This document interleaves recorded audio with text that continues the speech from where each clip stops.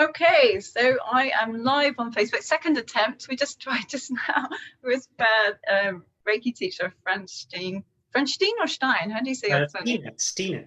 Stiene. Okay, thank Yeah. you for that. Yeah, we're live on Facebook. We had a lovely chat for about a few minutes and then realised it wasn't recording. So here we are, better late than never. So I asked you, Frans, where are you calling in from today? Today from the Netherlands. So like everybody else, stuck at home in just see whatever happens. And I used to live in Australia for 20 years, and now I live back in Holland for the last 2 years. I normally travel a lot, but again, can't travel. So this is why we do these wonderful things. And we were just talking off air about how the differences, the changes, what it's like with this new world that we're living in. You were saying a lot of the shops were shut. And yeah, a lot of shops shut. Half the people are inside, very quiet on the street, and then you still see people walking about and doing things, and builders building houses, and I don't know, it's a strange mix in a way.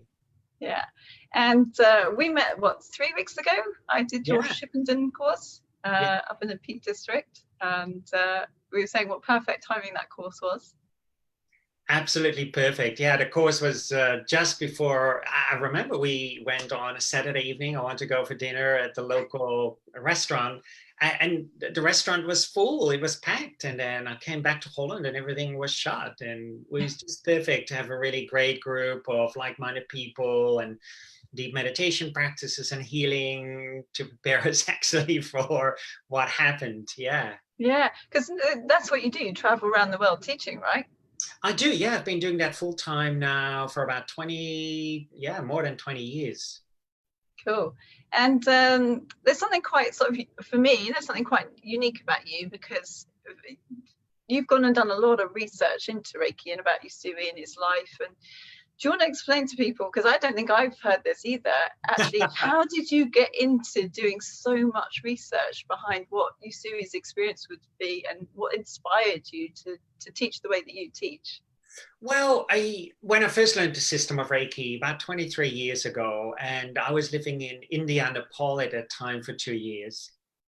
And what happened was that I learned Reiki 1, 2, and 3, and then I lived in Darjeeling for a year, and we did volunteer Reiki treatments on the local community at tea plantations, and we taught local people voluntarily as well so that they could do hands-on healing. But around Darjeeling, there's a lot of healers. And I remember there was this one guy, he was 21, and he was a Tibetan tulku, a reincarnated Lama. And so we're talking about Reiki. And he said, what is it? I said, oh, I was very ignorant at that time. I'm still ignorant. But anyway, I said, oh, you do like this with your hands. At the time, I was still taught it was just hands-on healing. And so then he said, oh, like this. And he put his hands towards me. And it was just the peace and the power what came from that. I go like, yeah, something like that. And I thought, man, I want what he had. When it turned out, he just came out of a cave for 9 months meditating with his teacher. And of course, his energy was just so open and wide and powerful. And then I started to realize, why aren't there any meditations within the system of Reiki? We just learn the attunement and hop, you do some hands-on healing. And yeah, today we talk about the precepts, and the precepts were completely skipped over in the class I did. What was in your manual, it was about it. And the more I looked at these local healers around Darjeeling, the more they had one thing in common, and that was all their own daily meditation practice. So yeah, that's why I went to Japan in 2001 for the first time, trained with Japanese Reiki teachers, started a little research, and since 2012, I'm in training with a Japanese priest. And it's a priest, they call it an ajari, it's a priest who can train other priests. And that for me brought really the system of Reiki more home to its roots, the Japanese esoteric teachings. That's an amazing story. And I always feel that anyone that's gone into something with so much passion and depth as you have has had a really good story behind why they do that. So actually it's lovely to to hear that story, and thank you, because you certainly opened up my eyes through the way that you teach Reiki, and for me it started with the Inner Heart of Reiki, that book, and I just read that, and there was so much depth and so much, it really resonated, that I took away from that, and the way you describe things, that they're just the deeper spiritual side that I knew, I guess at some point it should have been there, and it must have been there, and I was just so relieved to hear it. It just, yeah, it felt very natural. Yeah, I think it used to be there in Japan, and over time it became more and more superficial in a way. And this is not a bad thing. It's just like yoga nowadays, where it's done in a gym and we say this is yoga and we think it's a physical posture. But traditionally, yoga is about rediscovering your inner great bright light, your true self, or inner peace. I see that lovely behind you. And so for me, each time when I went to Japan and trained with Japanese teachers, Reiki teachers, I still felt there was something missing. And it wasn't until, some things clicked into place.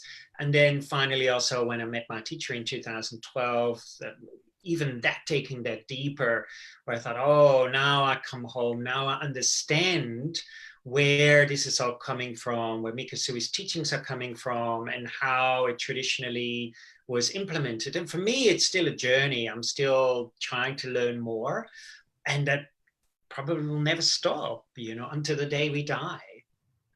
Yeah, that's a very fair point. Yeah, you never know it all, I guess. Absolutely, yeah. And this is why, for me, also the system of Reiki is not just a Reiki 1, 2, and 3 class, but it's a lifelong practice. So something that was kind of new to me was this concept of the system of Reiki. Do you want to explain to people, because there's 5 parts to it, isn't there? Yeah.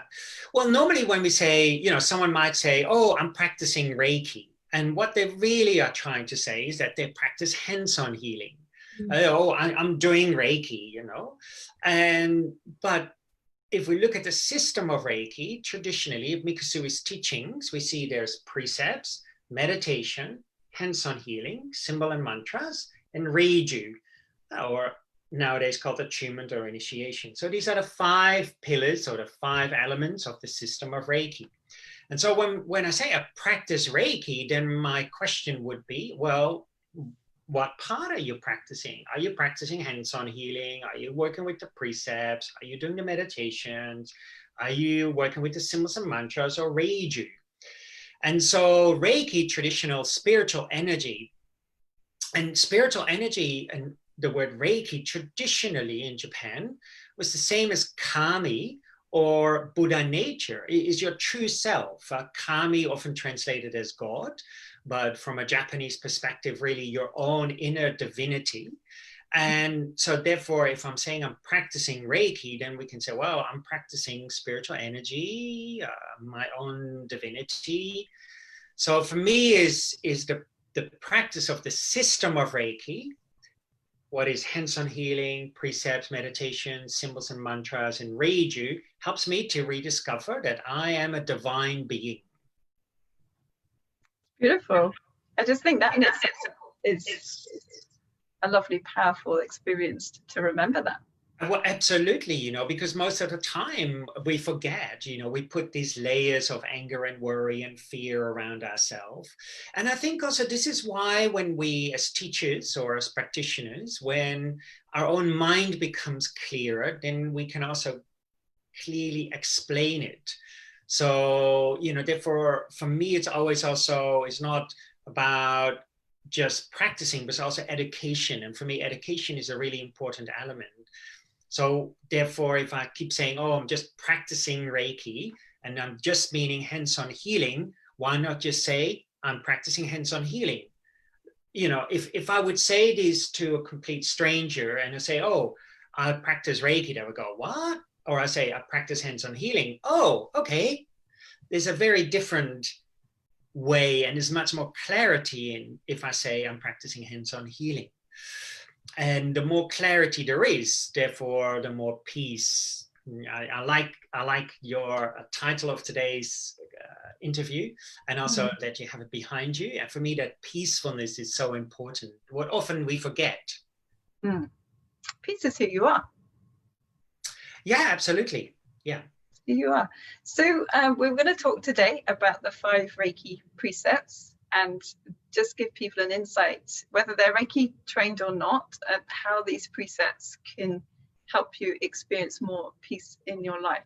So I'm going to say them in Japanese, and then we're going to go through it line by line and explain to people what it is. So in Japanese, it's Kaidaku wa Ikaruna, Shinpai Suna, Kansha shite, Gyo Hagame, Ichi Shinsetsu ni. I knew I would stumble. I know that so well. It's just because I'm mindful. I know. I wrote it on the screen. This is the hardest point. But then, you know, again, I don't speak really Japanese either, and but it's really always interesting when I go to Japan and work with my teacher. His English is improving, my Japanese not. But so let's do it line by line. Let's talk people through these. So the first line. Oh, go on, you first. Yeah, so the precepts for me are the essential part of the system of Reiki. And ultimately, they're the foundation of the other 4. So this is these 5 elements. Then the precepts is the first one. And if the precepts help us to understand the other 4 more in depth, but not just these 4, but ultimately it's our life. So for example, the first one, today only, or sometimes being translated as just for today. Today only, what does that mean? From a traditional Japanese aspect, it means in everything we do today, we need to embody the rest of the precepts. So we come to that in a minute, what they are. So that as much as possible in every action we do, we try to do this from a state of mind of these precepts. And when we look at these precepts, I might say them quickly in English, and then we do it line by line. So today only, do not anger, do not worry, be grateful, be true to your way and your being, and show compassion to yourself and others. And when we look at those, then one thing comes really to mind is that they're all about the mind. Is when our mind is really calm and clear, our physical body postures, body movements, and our speech and our energy will be more clear. So for today only is really saying that in every action, as much as we can, we try to do them from a state of mind of no anger, no worry, be grateful, be true to your way and your being, and being compassionate. But when Mikasui was teaching that, I think he realized how damn difficult it is. Right? It looks easy on a piece of paper. And a while ago, someone said to me, I was somewhere and they said, oh man, the precepts are so easy. And I go, really? Are you fooling yourself or are you trying to fool me? I find them very difficult. Man, it's difficult, right? And they're really tricky. So this is why Mikasui also added hands-on healing, symbols and mantras, the meditations, and Reiju into the system to help us to embody the precepts. So, because the precepts is the most important thing. The word precept also means instructions. So they're instructing us how to do the rest of the system of Reiki, how to do hands-on healing, etc., and how to lead our life. Oh, the second one, do not anger. And this is such an interesting one because a lot of people don't like it. And they say, well, why there is not, you know, and it's like, they say, well, do not think about a pink elephant. And I'm thinking about a pink elephant. So why is there the word not in it? Well, first of all, is not an affirmation. You know, the precepts are not affirmation, they're precepts or instructions. And also, if I want to do and deal something with my anger, I have to face my anger. So if I say be love, and constantly I'm saying be love, but I've never really dealt with my anger, then that be love is just a bandage over my anger. And one day that anger will come out, one day or another. That bandage will never be strong enough, right? So therefore, do not anger. It says face your anger. Look at your anger so that you can deal something about it. if I keep saying, oh, I'm never angry, I'm never worried, then it's very difficult to do something about it. So therefore, do not anger is saying face your anger, look at it.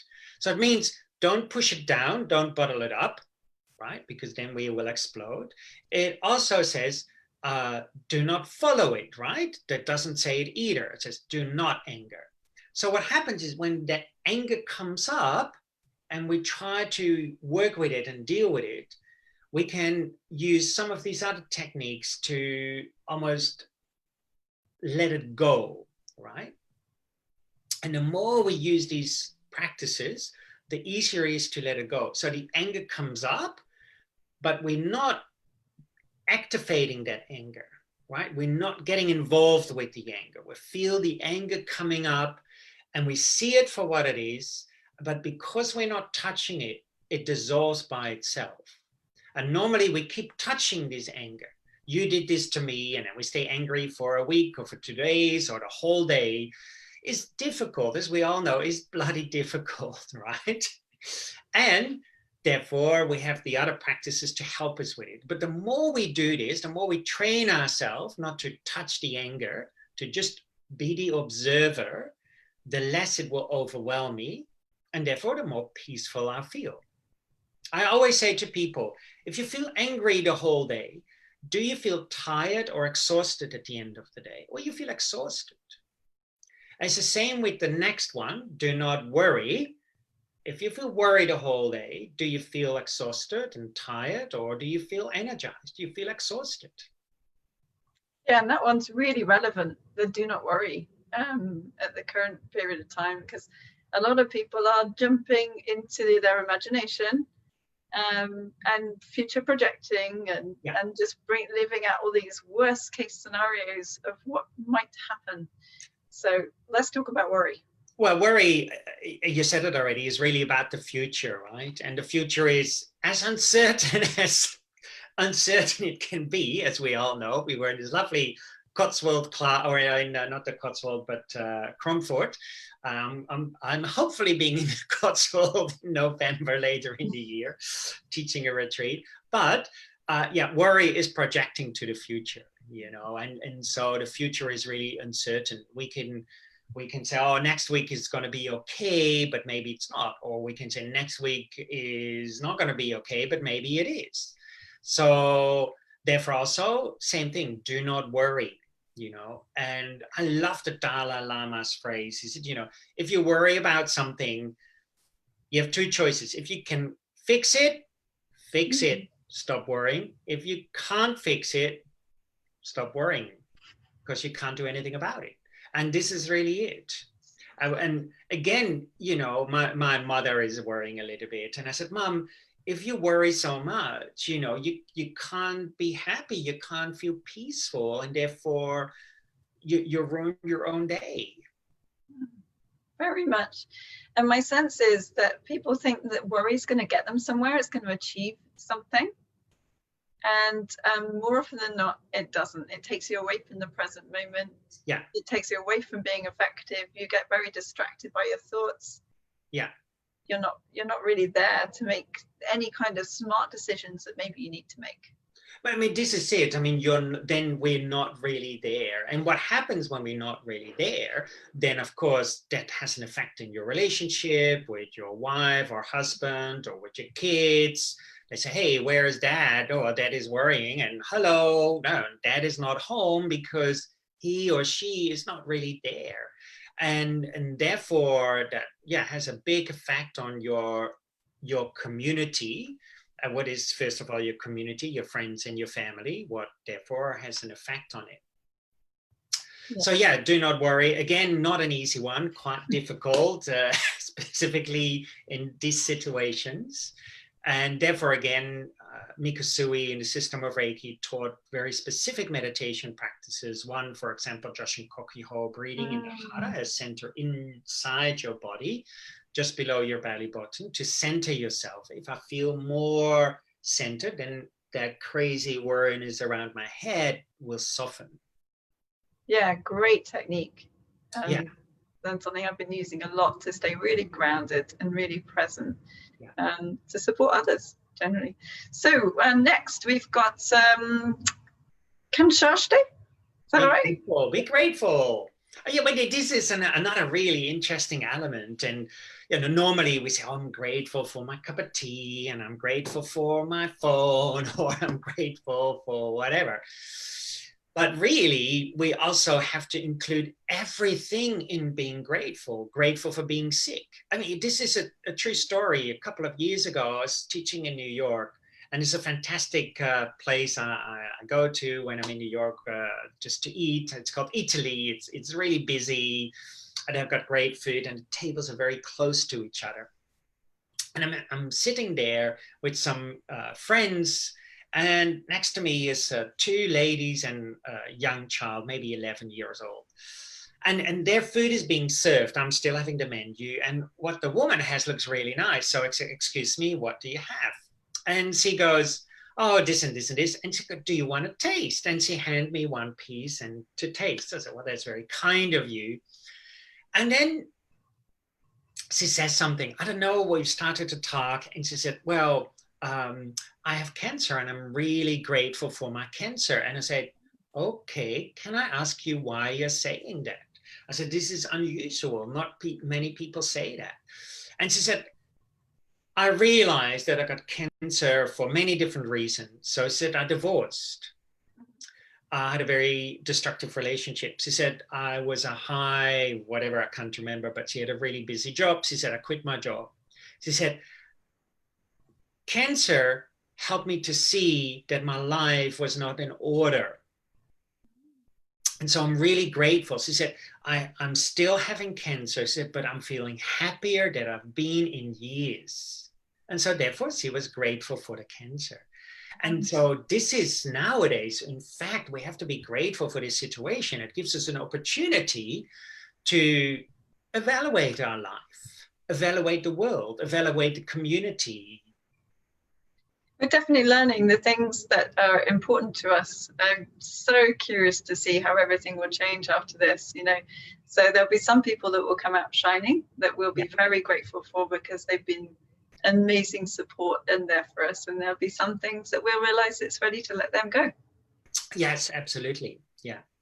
So, and also I always say, for me, the precepts is not in a linear way, but the precepts are also, like if I say being grateful, I can only really be grateful if I let go of my anger and worry. Mm-hmm. So the more I let go of my anger and worry, the more grateful I can be to everything, not just the positive things, also the negative and positive, whatever that might be. Yeah, that's a great point. So we move on to the next one, which is Kanshashte. Am I right? No, Yo Hagame. Yo Hagame. Well, I mean, this is for me another really beautiful one, often translated as work hard or practice diligently. But the word gyo in Japan can have many different translations. So work or practice also means karma or pure experience.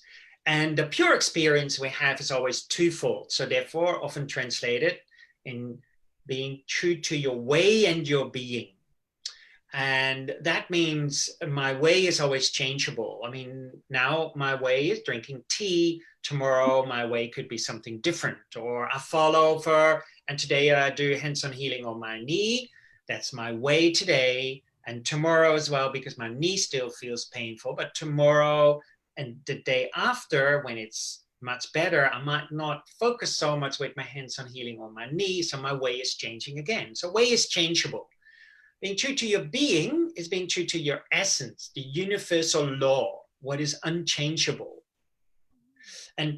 But we need to have both. So in a more complicated terms, and we don't have time to elaborate on this, we might be ready for another 2-week live video chat, is to say it, be true to your dual nature and your non-dual nature at the same time.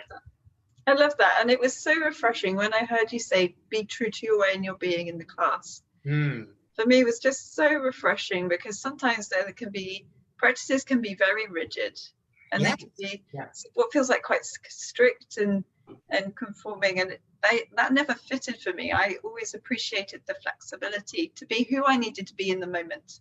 Absolutely, yeah, and this is for me also very important now, you know, and some people now want to be slightly different through their way and their being, but therefore, if we only would say be true to your way, then that becomes tricky, because then people could be destructive and they say, I'm being true to my way. But by coupling it to their being, their essence is compassion.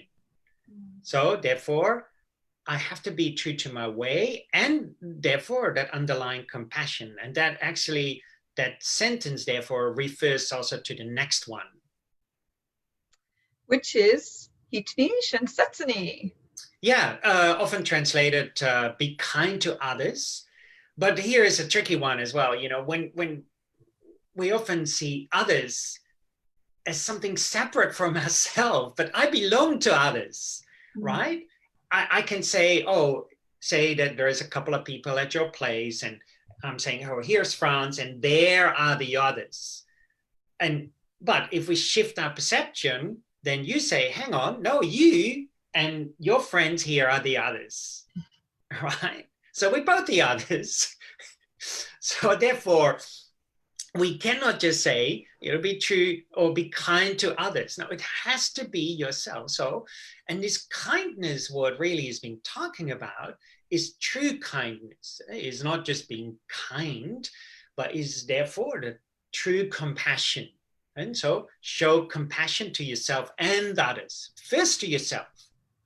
And this is a really important element within the precepts. It's Mikasui was a Buddhist, we can't deny that. And the particular being true, show compassion to yourself and others is very Mahayana Buddhism. So what it means is, I want to find this compassion in me for the sake of others. And therefore, I need to be strong and centered without anger and worry and fear, being grateful, being true to my way and my being, for the sake of myself, but to help other people. And we all know that if I'm overcome with anger and worry and fear, I cannot help anybody. And the help I do can actually be counterproductive. Thank you very much. Counterproductive. Nowadays, some Dutch word come in my mind. So this is really important. Through therefore letting go of the anger and the worry and being grateful, and therefore being true to our way in our being and being compassionate to ourselves and others, we start to feel more peaceful within ourselves. But as we already discussed, is really tricky. So therefore, we also have to practice the hands-on healing, the meditation elements, internalizing the symbols and mantras, and internalizing raging. Then when we practice those, and really that only can be done on the meditation pillow. Some people do hands-on healing and they go to bed. I do this too, mind you. They go to bed, hands-on healing, and fall asleep, and then say, I really did some great practice of hands-on healing. No, you were sleeping. I do this too to go to sleep, but we also need to do hands-on healing as like in a meditation, complete focus and awareness. Then that will have a much deeper effect. And these practices therefore help you to awaken the precepts inside of you. Absolutely. And often people say that doing the hands-on healing is like a meditation. Yes, absolutely. You get into that meditative state. So I'm well aware of time, but we haven't given anyone an opportunity to ask questions yet. So if anyone's got a question for Frans, are you happy to stay for a few minutes? I am happy. I have the whole night. I've got nowhere to go. I was thinking, shall I go to the cinema, to the bowling alley, or go to a restaurant? In your home estate. Because there will be some people out there that have those things. So if anyone's on the call watching this live, we've got over 20 people watching us, which is great. That's great. So if anyone has any question for Frans, then please put it in the comments box. I am keeping an eye on the chat. So multitasking at the moment. So we've had some great comments come through. So lots of people are saying hi. really liked that I asked about your backstory and how you got into doing all the research. People are saying it's wonderful. Absolutely gobbling all this up, Riddimer says. I love it. So that's great. So yeah, if anyone's got any questions for Frans about the precepts, then type them in the box. Yeah, I mean, for me, the precepts, there are so many layers to it, and also so many hidden layers. I was at a conference and someone said, oh, Frans, do the precepts relate to the 6 paramitas and the Eightfold Path, like the Buddhist teachings in Japan? And, one person said, no, they don't. And I said, well, and they said, well, you can't find them within the precepts. And yes, I agree. They're not there, and yet they are there, right?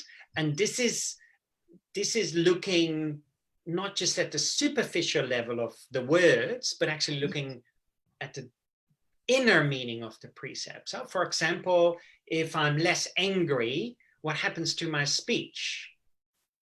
It softens. So therefore, when I look at the 6 parameters of the Eightfold Path, we have right speech. What is a speech without anger and worry? So yes, yeah, right action. If I'm less angry and worried, then of course I get right action. Cool. No questions are coming in, which tells me you've done a great job. You've explained it so thoroughly that everyone is probably boggled with the information. Just lots of people say, oh, no, I speak too soon. There's a 20-second delay. So anyone that's watching this, Frans and I are talking, and then 20 seconds later, you get to see what we're talking about. So Riddimer says, given that the precepts are about practicing behaviors, do you as a teacher sometimes forget to practice them? And then she says, when you notice that, how do you approach yourself? Yeah, I mean, this is a tricky one. Today I felt a little bit pissed off. But this is why, within the precepts, you find, therefore, be grateful for the experience, be aware that you do get pissed off, and then show compassion to yourself. And so the antidotes are all within the precepts. The problem is in the precept, the anger and worry. The antidotes are also in the precept, being grateful, compassionate, and being true to your way and your being.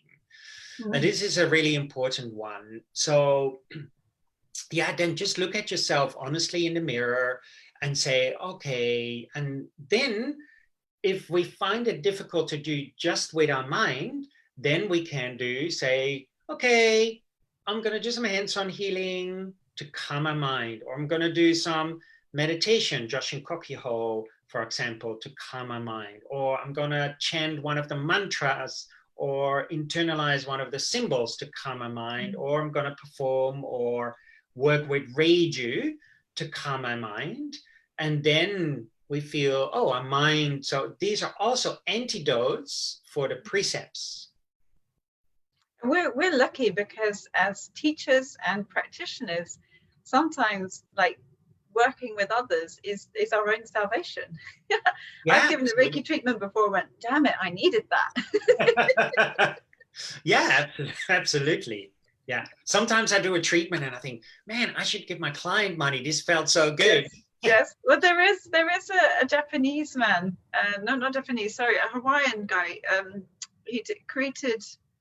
No, he didn't create. He's involved with self-identity Ho'oponopono. Okay, yeah. And he wrote an article about chocolate fudge sundaes or something. And he promised himself if he could get through the day without criticizing somebody else or having any kind of judgmental thought, he would buy himself a chocolate fudge sundae. And he said he hasn't managed it yet. Yeah. But in the article, he talks about how it really, when we're doing healing work with others, we're not healing them, we're healing ourselves.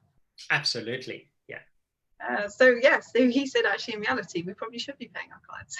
Yeah, I mean, this is the thing, I think also when we call ourselves healers, as you say, we're not really healing anybody, we're just being facilitators. They still need to heal themselves. Even a doctor is not healing anybody. You know, they might set a bone, but you still have to heal yourself, you know, and this is an important element that we need to learn within the system of Reiki. And I think that's a very humbling experience to learn that as well. Yes, absolutely. Yeah. A couple of questions have come in. So Linda says, I just want to know more and more. Please go deeper into the layers. Or maybe, possibly not today, but maybe you could schedule another call. Yeah, absolutely. Yeah. Carolyn says, would be lovely if another time we could do a meditation together. That sounds cool. Perfect. I'm in. Yeah, lots of people say, great idea. Thank you very much. Naomi says, thank you so much. Everything Frans said made sense to me, and I'm grateful I was born in Japan. Great, thanks. Naomi's brilliant. She's one of my students. So, Naomi, if I didn't pronounce, Julia from our course in Conference said, it reminds me of the saying that sometimes the precepts are simple but not easy, deceptively deep and complete. Yeah, absolutely. Yeah. So I'm going to wrap this up for now. Thank you so much, Frans, for this. It's been great fun, and enjoy your lockdown. Thank you, Becci.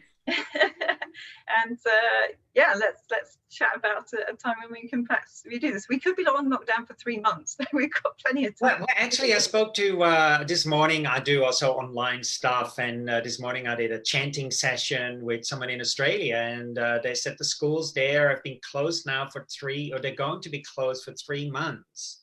Wow. To June, and I go, man, yeah. Oh well, we keep practicing.